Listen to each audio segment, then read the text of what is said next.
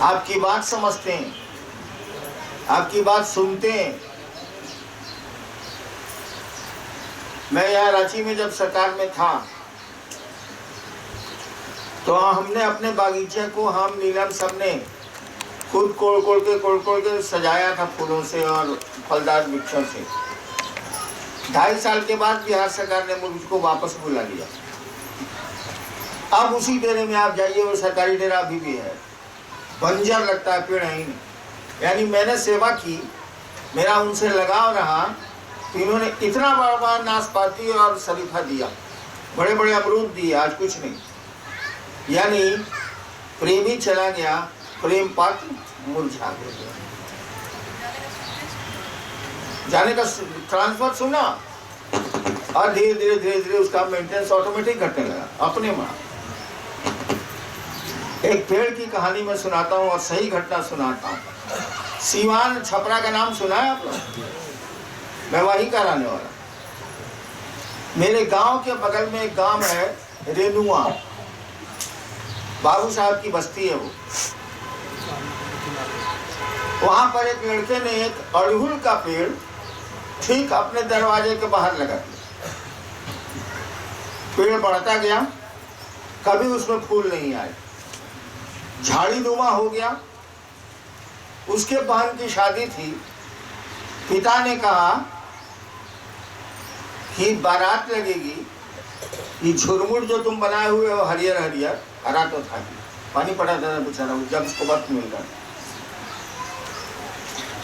इसको हम काट के फेंक देंगे। कभी तो उसमें कली और फूल निकला नहीं। सही घटना। बेटे ने कहा कि बाबूजी, अड़हुले का न काट, जिस दिन शादी होगी उस दिन सुबह में काट के फेंक।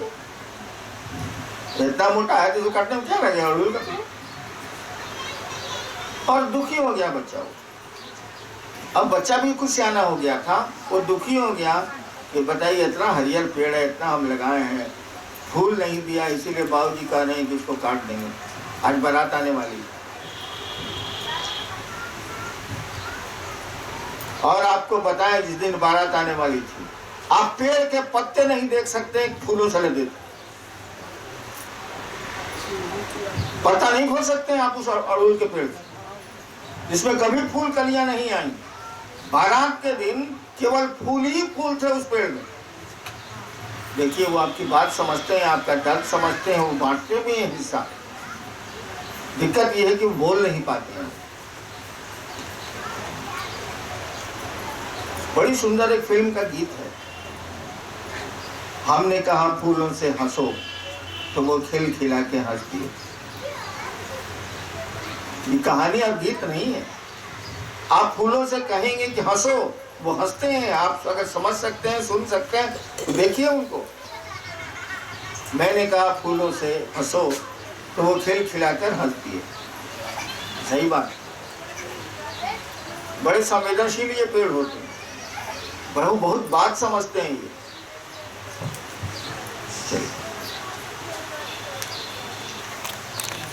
इन चीजों का ध्यान काटना जाना तो ठीक काटिए आप, लेकिन आपने एक अंग को काटा है जरूर।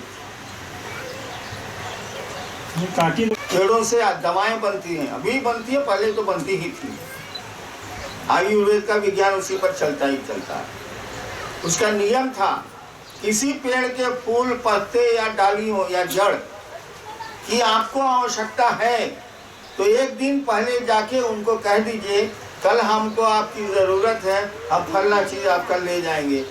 सूचना दे दीजिए एक दिन पहले और तब दूसरे दिन उसको काटिए। भारत में बड़ा पुराना नियम है। साधु संत लोग पहले कहवा देते। शिव के शिष्य थे बड़े मच्छंदरनाथ। जब उन्होंने शिव को गुरु माना अमरकंटक में, तो एक मल्लाह की बेटी उनके साथ हो गई। नाम था उसका नर्मदा। नदी का भी नाम वही है, लड़की का भी नाम था नर्मदा। एक दिन अपने दोस्तों से कह रही है, वो नर्मदा 12-13 साल की थी, अपने दोस्तों से कह रही है इस जोगी के लिए मैं फूल चुनती हूँ।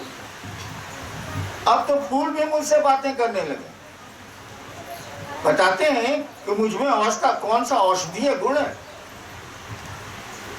थोड़ा सा सेंसिटिव हो गई जोगी के साथ वो नर्मदा, वो लड़की, तो कहती है अपने दोस्तों से कि देखो ना, पहले मैं इस जोगी के लिए फूल चुनती थी, अब ये फूल भी मुझसे बातें करने लगे, मुझसे कहने लगे हैं कि मुझ में कौन सा गुण है, कौन सा अवगुण है। तो पेड़ों को अपना समझने की कोशिश करिए, ये आपके बहुत अपने। चलिए काफी। अगर मन गंदा है तो आप समाज में जिएंगे कितने दिन? हमेशा जान लीजिए, कोई कहानी आज तक उपन्यास और कहानी नहीं बनी कि नेकी पर कभी भी बदनीयती का राज हो जाए। बदनीयत अगर कोई है वो जीत नहीं सकता नेकी से। आज तक का इतिहास नहीं है, कोई कहानी भारतवर्ष और विश्व में नहीं बनी, समरिटन वगैरह अंग्रेजी में है, इसमें कहीं उल्लेख नहीं है कि बुराई जीत गई हो अच्छाई से। अच्छाई हमेशा जीतती है, परेशानी अच्छाई को ज्यादा होती है, लेकिन जीतती, विक्ट्री इज वेरी आवर्स, विजय उसकी जरूर होती है, हम लोगों की जरूर होगी अगर मन साफ है, आप साफ हैं, परिवेश साफ है। और बहुत जरूरी है कि अपने मन को साफ रखें। शिव के बारे में कहा जाता है वो सत्य भी हैं, सुंदर भी हैं। शिवम सत्यम सुंदरम क्यों कहा गया? सुंदर वही है जो हर समय में सुंदर रहे। गुलाब के फूल आज सुंदर लग रहे हैं, परसों नहीं लगेंगे। वो सुंदरता नहीं है, क्षणिक है, काल विशेष के लिए है। शिव हमेशा सुंदर हैं, उसमें कभी कोई परिवर्तन नहीं होता, इसीलिए सत्य है वो, सुंदर है वो और शिव हैं। हम लोगों को भी ऐसा ही बनना है, उसी गुरु के शिष्य हम लोग हैं, और शिष्य से नजदीक गुरु का कोई नहीं होता। कहानी पढ़ी है ना, शिव के शिष्य थे परशुराम और शिव के पुत्र थे गणेश जी। दोनों में युद्ध हो गया, लड़ाई का कौन भरोसा, युद्ध हो गया। आज भी आप देखते हैं एक दंत गणेश, एगो दांत टूटा हुआ है, कटा हुआ है।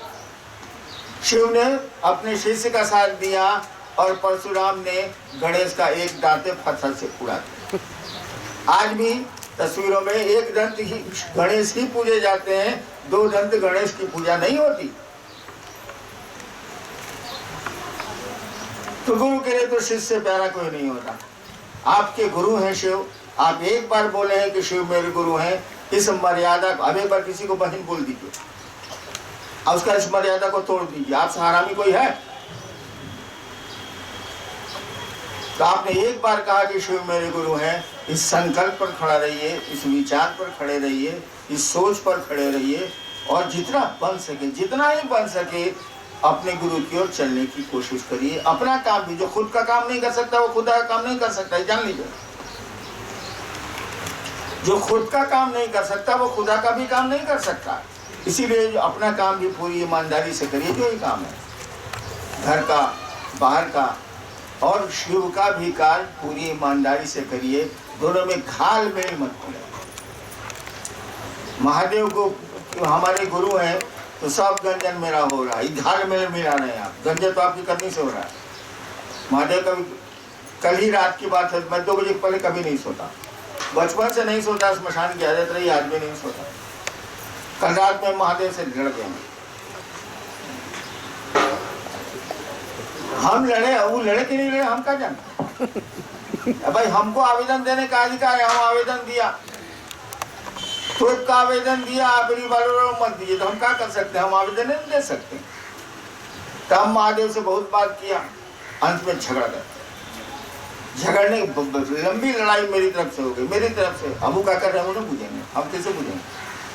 बाद में मेरे साथियों ने कहा, मेरे साथी कुछ ऐसे भी हैं जो आसमान में रहते हैं, मेरे साथियों ने कहा कि तुम महादेव से लड़ गए, अगर तुमसे लड़े हैं क्या मिलेगा हमको?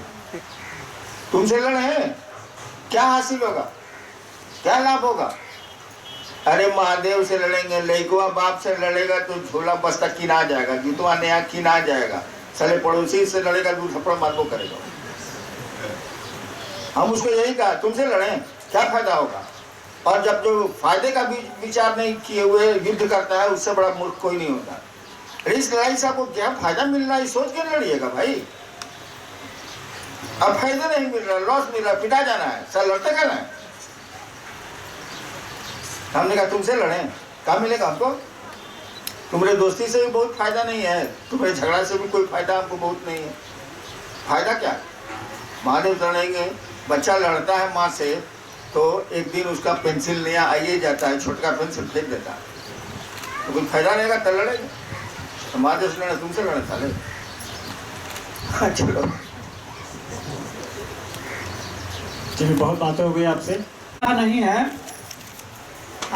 इनकी जिज्ञासा है कि क्या गुरु भाई बहन को प्रणाम नहीं करना चाहिए? गुरु भाई बहन को प्रणाम नहीं करना चाहिए। आपस में भी कोई बीच में बोल दिया होगा कि गुरु भाई को, इसका अर्थ तो मैं ही नहीं समझ रहा। जिनकी जिज्ञासा हो वो बोले।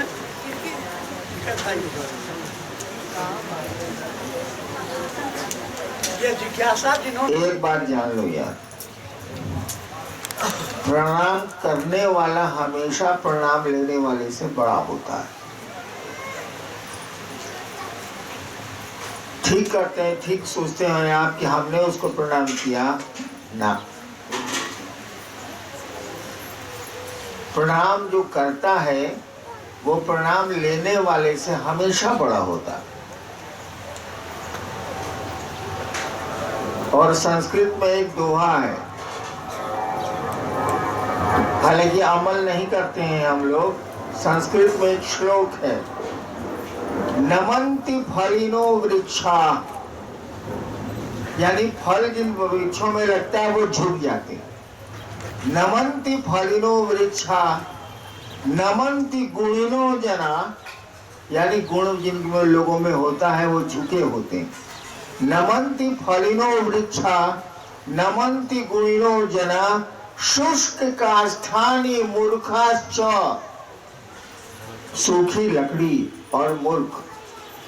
शुष्क काष्ठानि मूर्खाश्च, और मूर्ख लोग न नमन्ति कदाचन, वो झुकते नहीं है। तो जो प्रणाम करता है वो बड़ा होता है, जो प्रणाम लेने वाला होता है वो उल्लू होता है। इसीलिए मौका ही मत दीजिए किसी को कि आपको पहले प्रणाम करे। पहले बोलना वाला कुछ नहीं है। देखो मैं बताता हूं, मैं महादेव को रोज 30-40 बार प्रणाम करता हूं। कैसे करता हूं सब बताता हूं। कोई गया मिलने प्रणाम करेगा ना, बूढ़ा भी हो गया, शिव शिष्यता में थोड़ा सीनियर भी पढ़ता हूँ उनकी नजर में, महादेव की नजर में तो हमको चूहा, तो प्रणाम करता है। मैं क्या करता हूँ, मैं भी प्रणाम का जवाब देता हूँ। बोलता कुछ नहीं हूँ, होशियार आदमी हूँ, चुप रह जाता हूँ, प्रणाम का जवाब देता हूँ। अब प्रणाम का जवाब देते देते मैं महादेव को प्रणाम कर लेता हूँ। तो इस तरह से अगर 30-40 आदमी हमको प्रणाम किया, उतना तो हम महादेव को प्रणाम कर लिया, इससे लाभ भी होता है। अब तो मेरी आदत नहीं है, बच्चे लोग बैठो, अब तो मेरी आदत नहीं है। पहले आपका प्रणाम मैं महादेव को भेज देता था। जैसे आपने प्रणाम किया था, हम महादेव को प्रणाम किया तो ऑटोमेटिकली आपके चलते हमने महादेव को प्रणाम किया था, आपका भी चला गया। नतीजा यह होता था कि आपको दिक्कत क्या है हमको पहले पूछा जाता था। आपको प्रणाम कहते ही पहले मैं समझ जाता था। कई बार पहले महोत्सव में गया हूँ प्रणाम करने के लिए, उस समय तो छूट थी, अब तो रोक है। प्रणाम करने के लिए धक्का मुक्की हो रहा है, ठेला ठेली हो रहा है। कई बार मैंने कहा कि आपको पेट में दर्द है, इलाज कराइए ना भाई साहब, काहे के लिए हमको को छूने आ रहे हैं, झूठा झगड़ा कर रहे हैं। यानी प्रणाम करता था, मैं पूछ जाता कि साले को हुआ क्या, इसको दिक्कत क्या। अब तो आदत छूटती जा रही है। प्रणाम का सबसे बढ़िया तरीका है, आदमी समझे कि आप उसको प्रणाम कर रहे हैं, अगर आप कर रहे हैं, आदमी समझे कि आप उसको प्रणाम कर रहे हैं, मने मन वो प्रणाम आप महादेव को करिए, खूब खुश होगा कि हमको प्रणाम दीदी भैया ने किया। आप तो पूछ ही रहे हैं 40 घंटा प्रणाम करेंगे, हम तो बॉस को किया। दोनों तरफ फायदा है। पब्लिक पूछ रही है कि हमको प्रणाम जब मिलता है तो बेचारा करता है, आप पूछ रहे हैं कि उसके चलते हम महादेव को प्रणाम कर रहे थे, ऐसा होता नहीं, सारा याद नहीं रहता। इसलिए बोलना कुछ नहीं है, 1 सेकंड के लिए आप महादेव को ध्यान किए, प्रणाम को चले, दोनों फायदा हुआ ना। पब्लिक को खुश कि हमको प्रणाम किया, आपको मने मन लग रहा है कि इस साले को कौन बोलूँ, हम बॉस को किया। चलिए प्रणाम करना सीखिए, प्रणाम करिए, कुत्ते को भी प्रणाम करिएगा तो परिणाम है, परिणाम लेने की आदत छोड़ दी। जी, सिक्किम से हैं भाई वीरेंद्र जी। मैं कोई भी कार्य शिव का नाम लेकर करते हैं तो पूरा हो जाता है, वही कार्य नहा धोकर पूजा करके निकलते हैं तो रुकावट आ जाता है, ऐसा क्यों? महादेव पूछता है कि साला कागज से पोछी से आप पवित्रता कर रहा है, पूछता है। इसलिए इसकी चिंता छोड़िए। एक आदमी था मधेपुरा में, फिल्टरी विभाग में, एक दिन आके हमको बोला मत जाओ, क्योंकि उसका पूरा परिवार आज भी शिव से। हमको बोला कि सर हम सुन जाते हैं ना, तो अगर नमः शिवाय नहीं किए जाते हैं तो प्रेत आता हमको उठा के जमीन पर रख देता। सर भगा दीजिए, हम कहा ऐसे प्रेत को रखो कि नमः शिवाय तुम्हारा छूट जाता है, तुमको उठा के चौकी पर से जमीन पर रख देता है। अच्छा काम कर रहा है वो, इतना बढ़िया प्रेत मिलेगा। तो महादेव को प्रणाम करके जाते हैं, काम हो जाता है।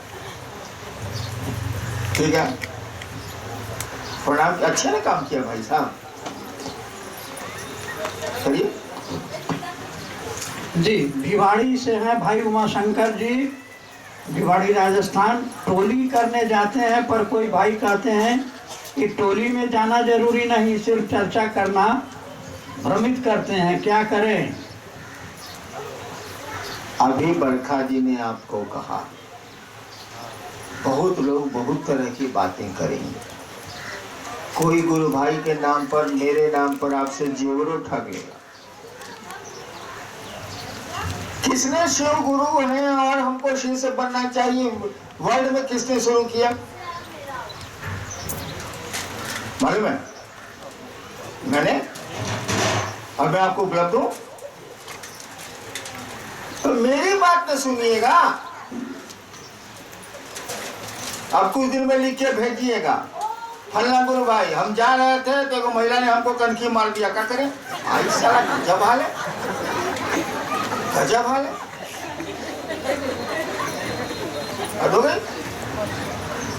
अब आपको कहा गया घूम घूम के शिव चर्चा करिए, बैठ के करिए, जहां मन करे वहां करिए, लैट्रिन में अकेले रहते हैं नहीं कर सकते हैं, जहां मन वहां करिए। अब कोई टोक दिया, ऐसा गलत है, उसे झगड़ा तो नहीं करेंगे आप, उसकी बात एक कान से सुनिए, दूसरे कान से निकाल दीजिए। कौन गलत बोला जा रहा है आपको? शिव की बात आप जहाँ है, जहाँ मौका मिले कर सकते हैं। अब फटाफट नहीं करना है तो नमः शिवाय नहीं करना है तो साप्ताहिक में नहीं जाना है, गजब हाल है भैया, सब फालतू बात है। जी, भिवाड़ी से ही हैं, नाम नहीं लिखा। हम टोली में नहीं जा सकते, इन चर्चा में घोषणा 30-40 का करते हैं और चर्चा में प्रसाद नहीं चढ़ाते हैं। हाँ, प्रसाद कोई चढ़ाई दिया तो खराब कर दिया, कोई बात नहीं, आप ठीक करते हैं, करिए। राजस्थान भिवाड़ी से हम तो चाहते हैं कि प्रसाद कोई चढ़ाए, लेकिन हमें कोई चढ़े हुए नहीं करते। अरे बढ़िया बढ़िया मिठाई मिलेगा, साला को कितना दे मिठाई तो चाहिए जाएगा, और उसको एक मिश्री का दाना देंगे, हम 5 को रसगुल्ला खाएंगे। अच्छी बात भी तुम लोगों को बुरी लगती है, तो कोई क्या करे। भाई राजस्थान भिवाड़ी से भाई राजेंद्र, जन्मदिन पर शिव चर्चा करवाते हैं और वहाँ लोग डांस करते हैं, क्या ये उचित है? गलत है, शिव चर्चा में डांस इज नॉट अलाउड,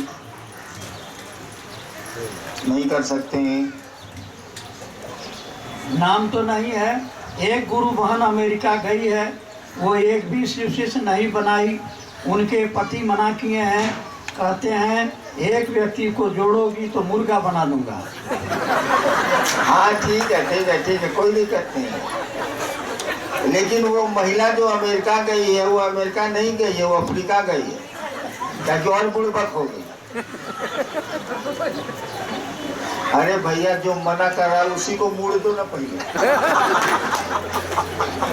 बाप रे को भाई, जो आपको मुर्गा बनाने की धमकी दे रहा है उसको मुर्गा बना दीजिए सर। पत्नी हिले है, तेल ले लीजिए, बढ़िया जो तेल लगाता हूँ, और नमः शिवाय से एकदम मने मन नमः शिवाय से कीजिए, अपने वो ससुरा मुर्गा हो जाए और तुम बन जाओगी खाने वाली।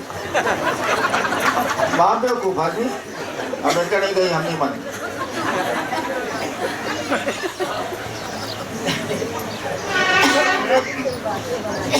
चलिए। सूरत से बहन रेनू, एक गुरु भाई पूछे थे कि शिव को आप गुरु बनाए हैं तो शिव गुरु दूध से खुश होते हैं या जल से खुश होते हैं? हाँ ठीक भैया, मेरे पास जो व्यवस्था होगी वही ना हम आने वाले को देंगे। वैसे इस बात को जान लीजिए कि शिव शरीर में नहीं है तो वो खा नहीं सकते, वो सो नहीं सकते, ये सब लक्षण शरीर का है।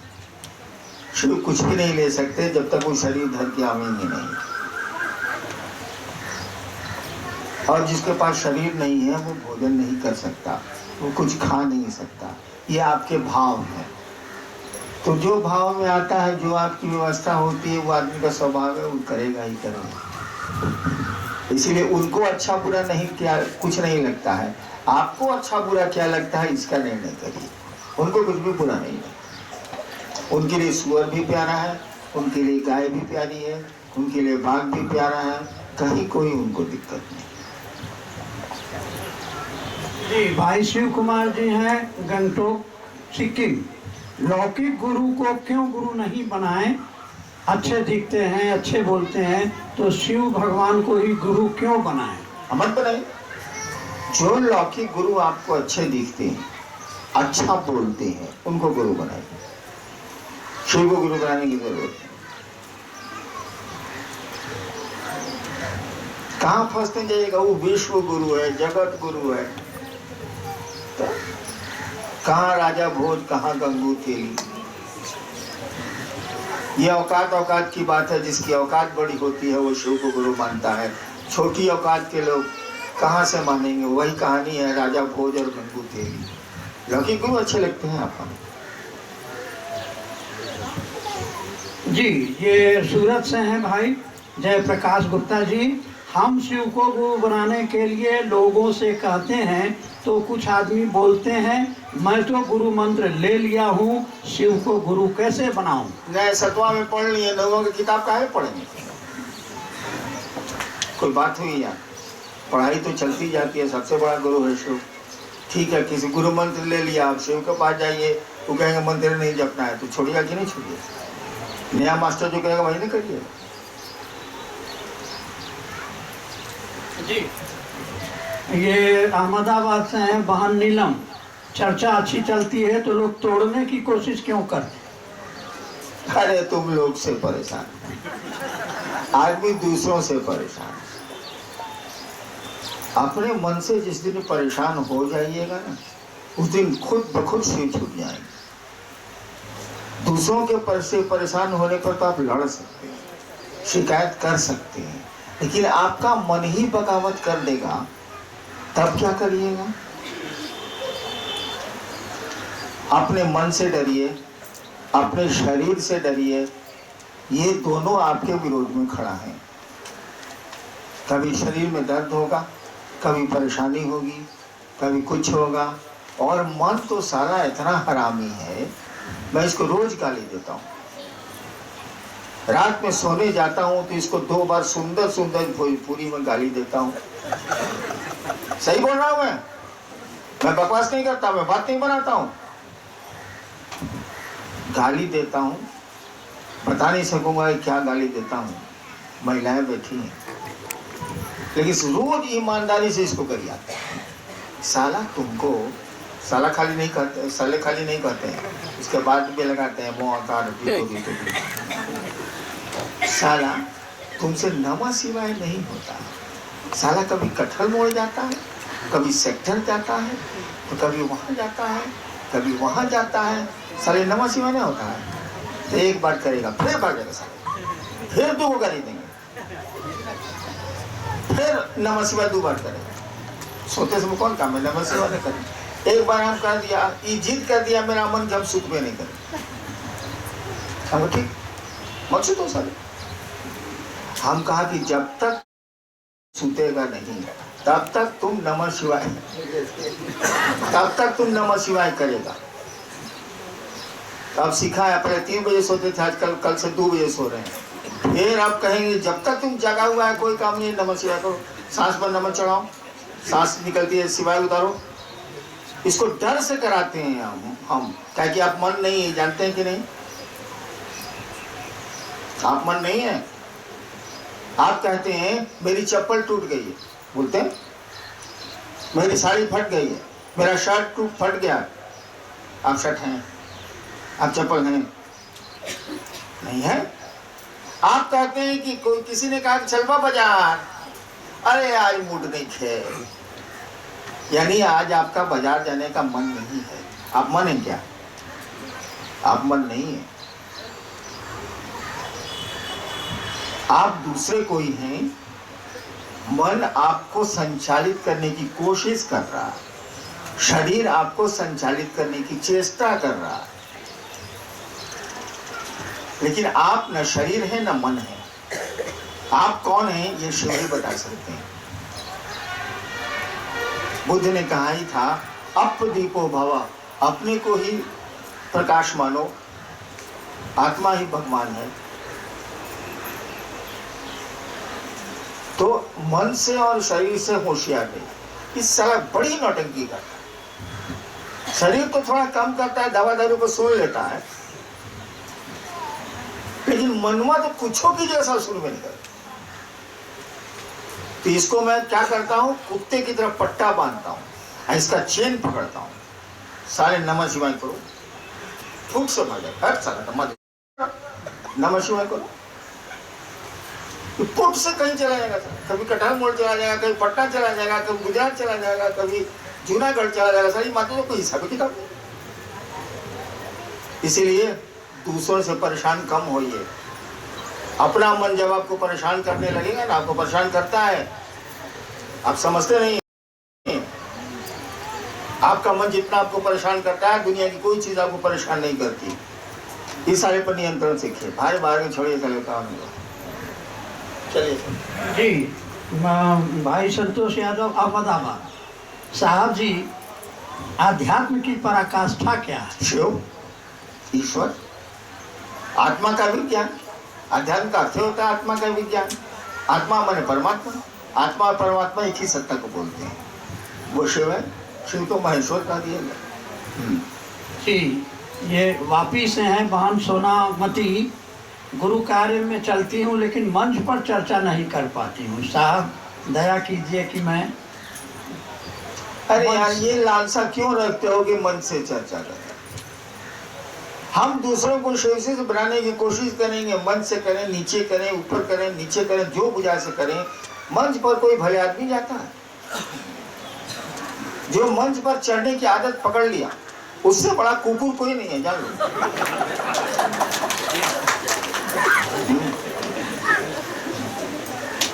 आप लोगों ने नहीं देखा है, जब नीलम थी तो देखो उस बकरे को भगवती का बलि पड़ रहा है। जिस बकरे को देख लो कि गले में इसके माला पड़ी है गेंदे की, और जिसको समझो कि दूब वो बढ़िया बढ़िया हरियर खाने को दिया जा रहा है, तुरंत बोल जाए साला कटेगा, इस साला कटेगा। तो आप लोग देखते करते हैं, आप लोग बैठे हुए थे, मैं आया तो सब लोग सजग हो गए। मैं बुझ गया, साला मैं बकरा बन गया हूँ, अब कटूंगा। तो सम्मान ज्यादा मिलता है तो पूरा का पूरा खतरा होता है कट जाने। तो मंच पर जो जाता है उसको सम्मान मिलता है। पहले के लोगों ने देखा होगा मुझको, यहाँ शायद नहीं है, इधर है, कि जब मेरा नाम बुलाया जाता था, वो बकरवा की कला में माल है तो साले को बुलाया ही जाएगा, ये उसी कट्टा है। जब मुझको बुलाया जाता था तो मेरी पत्नी बगल में बैठी रहती थी, हम एक ही काम करते थे। मैं नीलम को हम बता रहे थे कि मेरा मुड़ी कटने जा। लाचारी कभी कभी मंच पर चढ़ना पड़ता है तो करो। अगर शौक पाल लिए हैं मंच पर चढ़ने का, फिर आपके शिव गुरु ने, तब नौटंकी करेंगे आप। चलिए नेक्स्ट। पत्नी शिव को गुरु मानी और पति शादी से पहले किसी को गुरु मान लिया था, ऐसे में क्या करना चाहिए? अरे धीरे धीरे वक्त आएगा, वो भी मान लेगा, समझाते रहो नहीं यार। नहीं तो हम जो उपाय बता सको करो।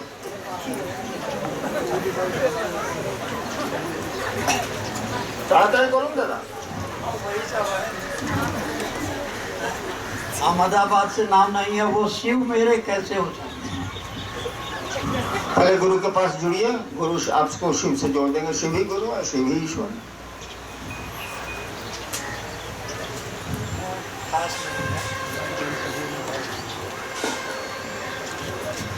अरे 3 बजने जा रहा है, खत्म करो क्या?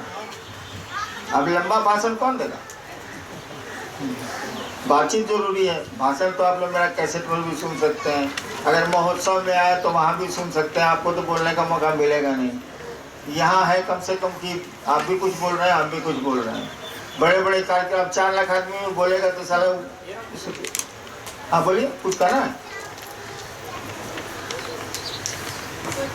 उमन तो हमसे बात करने का आपको मौका मिलेगा नहीं, इसलिए बतिया लेता हूँ।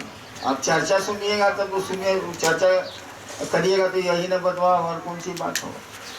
तब आप चुपचाप बकर बकर सुनिए, हम बकर बकर बोले।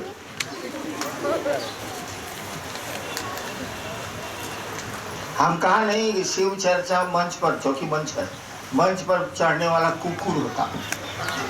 हम तो हैं कहाँ से लाचारी है साला। कहीं भी शिव चर्चा में हम जाएंगे, महादेव गुरु की बात होगी, तो जब तक शरीर में है तो भैया हमारा तो वैल्यू रहेगा। आज इसका वैल्यू रहा, उसका डिवैल्यूएशन होना ही होना। लाओ त्से चीन का एक दार्शनिक था, एक गांव में एक जगह ठहरा था। पहले गांव में जब कोई ठहरता था गांव के बाहर पेड़ के नीचे, तो गांव के लोग उसको भोजन पानी का इंतजाम कर देते थे। गांव का जो हेडमैन होता था, मुखिया, उसका व्यवस्था उसकी कर देते थे। रोज खाना जा रहा है, रोज पानी जा रहा है, गांव ही करता था। जबकि वो आदमी, वो साधु गांव के बाहर ही रहता था। तो लाओ त्से एक जगह ठहरा हुआ था, लोग नहीं जानते थे ये कौन आदमी। धीरे धीरे इन लोग को मालूम हुआ कि चीन का सबसे बड़ा दार्शनिक हम लोग के गांव में के बाहर पेड़ के नीचे बैठा रहता है।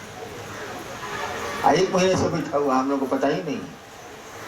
तो गांव के हेडमैन वगैरह जो लोग मुख्य लोग थे, वो लोग गए लाओ त्से के पास और कहा, प्रणाम किया और कहा, हुजूर हम लोग को नहीं मालूम था कि आप गांव के बाहर ठहरे हुए हैं, अब मालूम हुआ है।